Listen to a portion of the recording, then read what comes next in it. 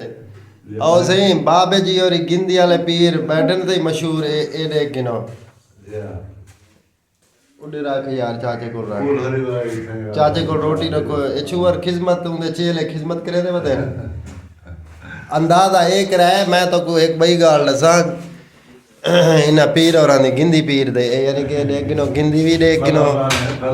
हां बल्ला बाल भेगो आदे भी अंधारा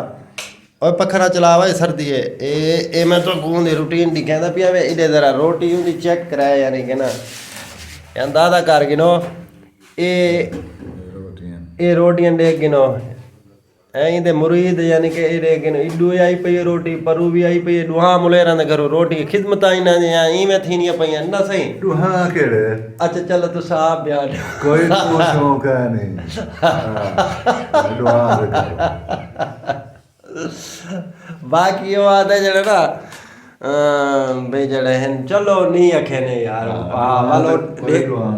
वाल जड़े ना उन्ना को वाल नहीं में आते ना शरीक आदम जड़े ना खाई हूं तो नहीं तारे वाल जड़े शरीक है उन्ना दे डेडे दर्द पाए वैसे पाया बंदे हिमना पाया बंदे अगे कह नहीं पाਉਂਦਾ वो क्या पता हुन ज्यादा पाए वजे सूल पाया वैसे